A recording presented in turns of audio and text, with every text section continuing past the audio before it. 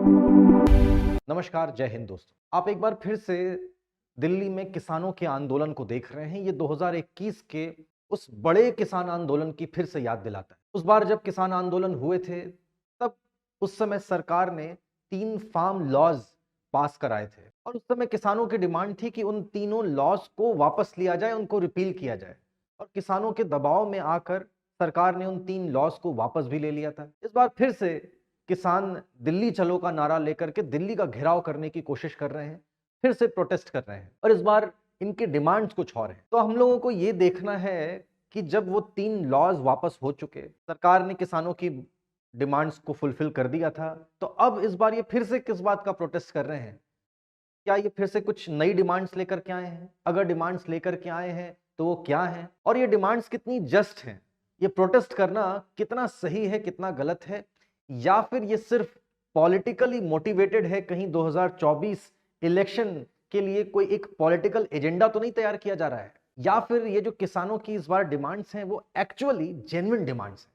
चलिए इसको एनालाइज करते हैं। देखिए, फिर से होने वाले इन प्रोटेस्ट की अगर कारणों की जांच करें तो उसमें सबसे पहली जो बात आती है वो ये, किसान कहते हैं कि सरकार ने 3 फार्म लॉज तो वापस ले लिए, लेकिन इसके अलावा भी उन्होंने कई सारे तरीके के प्रोमिसेस किए थे जो कि सरकार किसानों की बेहतरी के लिए करने वाली थी, लेकिन उन प्रोमिसेस पर अभी तक कोई भी प्रामाणिक काम सरकार ने किया नहीं है। किनकी बातें की गई थी? सबसे पहली बात की गई थी कि एमएसपी को लीगल स्टेटस प्रोवाइड किया जाएगा। कोई एक कानून बना करके एमएसपी को लीगलाइज किया जाएगा, एक लेजिस्लेटिव बैकिंग दी जाएगी एमएसपी को, और एमएसपी को जो कि अभी सिर्फ 22 एग्रीकल्चरल प्रोड्यूसर्स पर लागू किया जाता है, उसको सभी एग्रीकल्चरल प्रोड्यूसर्स पर लागू किया जाएगा। ये पिछली बार किसानों की डिमांड थी, लेकिन इनका कहना है कि सरकार अभी तक इस पर कुछ कर नहीं पाई है। ये हमारी पहली डिमांड और पहला कारण है ये प्रोटेस्ट करने का। इसके अलावा सरकार अक्सर बोलती रहती है कि हम किसानों की आय दोगुनी करेंगे, दोगुनी करेंगे, लेकिन अभी तक हमारी आय दोगुनी हुई नहीं है।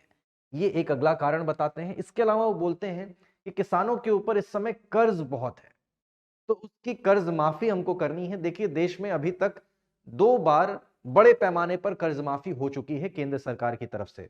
ये फिर से एक कॉम्प्रिहेंसिव फार्म लोन वेवर्स की बात कर रहे हैं और कह रहे हैं सभी किसानों का सभी कर्ज माफ कर दिया जाए। इसके अलावा देखिए, एक और डिमांड है कि एमएसपी जिस तरीके से कैलकुलेट की जाती है, आपने पहले सुना होगा कि जब 2014 का इलेक्शन था, उसके पहले अभी के प्राइम मिनिस्टर नरेंद्र मोदी जी ने एक प्रॉमिस किया था किसानों को कि आपकी जो भी लागत आती है खेती करने में, उसकी 1.5 गुनी कम से कम इतनी एमएसपी रखी जाएगी, और बाद में वो किया भी गया। लेकिन कहा जा रहा है कि स्वामीनाथन फॉर्मूला को पूरी तरीके से लागू नहीं किया गया। तो यहां पर स्वामीनाथन फॉर्मूला क्या है, हमको ये समझना होगा। तो कह रहे हैं कि स्वामीनाथन को फॉर्मूला को पूरी तरीके से लागू किया जाए और उसके हिसाब से एमएसपी को डिसाइड किया जाए, एक ये डिमांड है। इसके अलावा पंजाब के जो फार्मर्स हैं उनकी कुछ स्पेसिफिक डिमांड्स हैं, वो ये कि डिजास्टर्स के कारण इनकी फसलें कई बार जो बर्बाद हो चुकी हैं, उनका एक प्रॉपर कॉम्पनसेशन इनको दिया जाए। इलेक्ट्रिसिटी टैरिफ्स गवर्नमेंट बढ़ाने की बात कर रही है, तो वो ना बढ़ाया जाए। इस प्रकार की काफी सारी डिमांड्स आपको देखने को मिलेंगी। देखिए, ये सब तो हो गई कि फार्मर्स की डिमांड्स क्या क्या है। देखिए, एक एक करके हम इन डिमांड्स को देखने की कोशिश करें और कसौटी पर कसने की कोशिश करें कि ये डिमांड्स कितनी जायज है। देखिए, यहाँ पर एमएसपी को कैलकुलेट करने के लिए जिस स्वामीनाथन फॉर्मूले की बात हो रही है, उसको एक बार हम लोग समझने की कोशिश करते हैं। स्वामीनाथन जी ने कहा था कि किसानों की जितनी भी लागत आती है किसी फसल को उगाने के लिए, उसकी 1.5 गुनी कम से कम एमएसपी होनी चाहिए। अब यहाँ पर लागत हमको समझना पड़ेगा कि किस प्रकार की लागत की बात की जा रही है। देखिए, यहाँ पर 3 तरीके की लागत की बात की जा रही है, 3 तरीके के कॉस्ट की बात की जा रही है। इसमें सबसे पहला आता है A2। A2 का मतलब होता है कि वो सभी इनपुट्स जो किसान अपनी फसल को उगाने के लिए लगाता है, उसमें वो बीज का भी दाम इंक्लूडेड है, उसमें लेबर का भी दाम इंक्लूडेड है, उसमें पानी का भी दाम है, उसमें खाद का भी दाम है। मतलब सभी प्रकार के जो इनपुट्स जो हम लोग सोच सकते हैं, वो सब मिला करके A2 आ जाएगा। तो अगर सारी लागत हमने जोड़ ली तो फिर ये FL और C2 क्या है? देखिए, इसके अलावा FL का मतलब ये हुआ, जनरली आप देखेंगे कि इंडिया में देखिए फसल को उगाने के लिए पूरा परिवार इसमें सम्मिलित है। अगर ये इसमें सम्मिलित ना होता, इसमें यहाँ पर काम ना कर रहा होता, और इसकी जगह अगर ये जाकर के कहीं बाहर काम कर रहा होता, किसी मैन्युफैक्चरिंग यूनिट में काम कर रहा होता, किसी सर्विसेज इंडस्ट्री में काम कर रहा होता अपने अभी के स्किल के हिसाब से, तो वो कितने पैसे कमाता, और उस नौकरी को छोड़ करके, वहां से होने वाली इनकम को छोड़ करके वो यहां पर काम कर रहा है, तो उसके लिए उसको कॉम्पनसेट करना चाहिए। इसीलिए इसको बोलते हैं फैमिली लेबर का कॉस्ट। फैमिली लेबर जो बाहर से वो कमा सकते थे, वो उसको छोड़ करके यहां पर लगे हुए हैं, तो उसके लिए कॉम्पनसेशन मिलना चाहिए। This is FL. और यहां पर C2 का क्या मतलब है? C2 का मतलब ये है कि किसान अपनी जो जमीन है, जिसकी उनके पास में ओनरशिप है, उस पर वो फसल उगा रहा है, देश के लिए अन्न उगा रहा है, देश के लिए वो एग्रीकल्चरल प्रोड्यूसर्स को उगा रहा है। अगर ये यहां पर नहीं उगा रहा होता, इस जमीन को अगर वो रेंट आउट कर देता, तो उसके बदले में उसे कुछ रेंट मिलता, लीजिंग अमाउंट मिलता। इसके अलावा जो भी एसेट्स वो एग्रीकल्चर में लगा रहा है एज इनपुट, उसको भी अगर वो रेंट आउट कर देता, लीज आउट कर देता, तो वो उससे कुछ रेंट कमा सकता था, लीजिंग अमाउंट कमा सकता था। लेकिन उसने ये नहीं किया, इसने सभी चीजों यहां पर अपनी खेत में उसको लगा दिया ताकि ये फसल हो सके। इसका भी उसको, ये जो एसेट्स इसने अपने कृषि में लगाए हुए हैं, उसका भी उसको कॉम्पनसेशन मिलना चाहिए। ये बनता है C2। तो देखिए, अभी आज की डेट में जो एमएसपी डिसाइड किया जाता है वो A2 प्लस FL के हिसाब से किया जाता है। लेकिन स्वामीनाथन कमीशन ने जो रिकमेंड किया था, उसके हिसाब से C2 को इंक्लूड करना चाहिए, लेकिन अभी तक नहीं किया जा रहा। देखिए, अभी रबी की फसल इस समय हम लोगों के यहाँ खेतों में लगी हुई है, उसकी एमएसपीज की अगर बात करें, जो गवर्नमेंट ने डिसाइड कर रखी हैं, वो ये सारी हैं। जैसे गेहूं के लिए 2275 रुपए प्रति क्विंटल है, ये डिसाइड की गई है A2 प्लस FL के हिसाब से। जबकि एक्चुअल C2 कॉस्ट आती है 1652। अगर इसका 1.5 गुना किया जाएगा तो 2478 रुपीज ये एमएसपी आनी चाहिए। लेकिन अभी कितनी दी जा रही है? A2 प्लस FL का 1.5 गुना, जो कि होती है सिर्फ 2275, यानी कि एक्चुअल 2478 ये इनकी डिमांड है, और सरकार अभी दे रही है 2275। इसी तरह से आप सभी फसलों के लिए देख सकते हैं। बार्ली के लिए होना चाहिए 2421, मिल रही है 1850 ग्राम। चने के लिए होना चाहिए 6820, मिल रही है 5440। और बाकी की फसलों के लिए भी आप इसी प्रकार से देख सकते हैं। देखिए, दूसरी डिमांड की यहां पर हम लोग बात करें तो कहा जा रहा है कि एमएसपी को एक लीगल स्टेटस दिया जाए, कानून बना दिया जाए, और सभी फसलों के लिए, सिर्फ 22 फसलों के लिए नहीं, सभी फसलों के लिए एमएसपी घोषित किया जाए। और किसान जितनी भी फसल उगाते हैं वो सारी की सारी सरकार खरीद ले। अभी आपको पता है कि जितनी भी फसल किसान उगाते हैं वो पूरी की पूरी सरकार नहीं खरीदती, एफसीआई काउंटर से सारी खरीदी नहीं होती, उसमें से कुछ हिस्सा ही सरकार हर बार खरीदती है। देखिए, इस डिमांड की अगर बात करें तो ये पूरा करना बहुत मुश्किल है, क्योंकि भारत WTO का एक मेंबर है, और WTO के नॉर्म्स के हिसाब से भारत 10% से ज्यादा अपने किसानों को सब्सिडी के रूप में या फिर किसी प्रकार की सपोर्ट प्राइस के रूप में नहीं दे सकता। लेकिन WTO की ट्रेड एग्रीमेंट्स की बात करें, उसमें भी खासकर से एग्रीकल्चरल ट्रेड एग्रीमेंट्स की बात करें, तो यहां पर कुछ बॉक्सेस ऑफ सब्सिडीज की बात की जाती है। एम्बर बॉक्स सब्सिडी बात की जाती है, blue box subsidy, green box subsidy और डेवलपमेंट बॉक्स की। इसमें से एम्बर बॉक्स सब्सिडी की बात करें, ये वो सब्सिडीज होती हैं जिन पर की रेस्ट्रिक्शन है, मतलब कि एक सर्टेन अमाउंट से ज्यादा वो सब्सिडी नहीं दी जा सकती। ये डेवलप्ड कंट्रीज के लिए तो 5% और डेवलपिंग कंट्रीज के लिए 10% है कि इससे ज्यादा सब्सिडी आप नहीं दे सकते। ये वो सब्सिडीज होती हैं जो कि ट्रेड को डिस्टॉर्ट कर सकती हैं।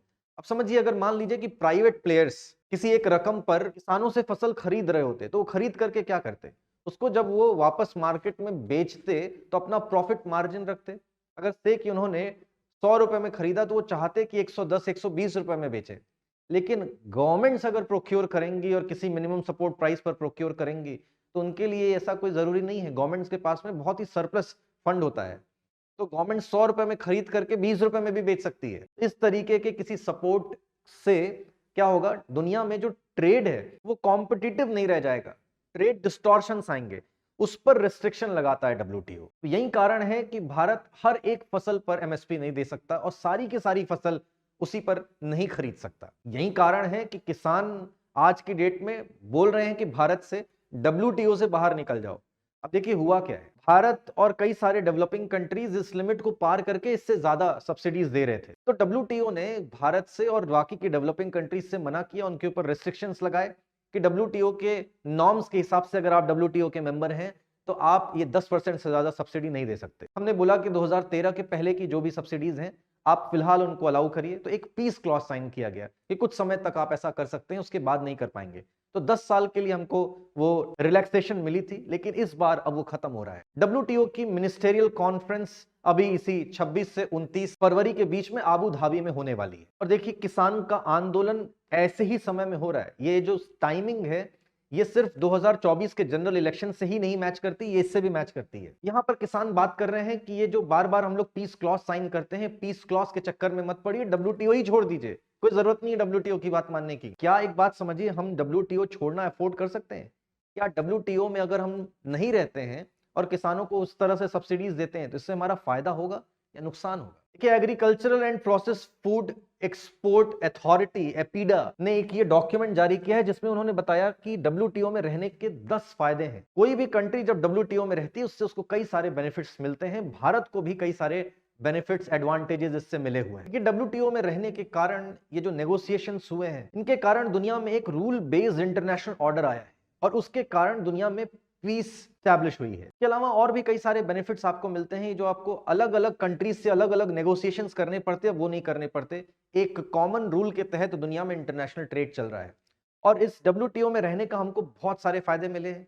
यही कारण है कि हम लोग आज सर्विसेज एक्सपोर्ट इतना कर पा रहे हैं। अगर भारत डब्ल्यूटीओ का मेंबर नहीं होगा तो हमको ट्रेड रेस्ट्रिक्शंस का सामना करना पड़ेगा और जो आज भारत का एक्सपोर्ट धीरे धीरे कर करके बढ़ा है, 1990 का वो दौर याद करिए जब भारत बैलेंस ऑफ पेमेंट की क्राइसिस से गुजर रहा था।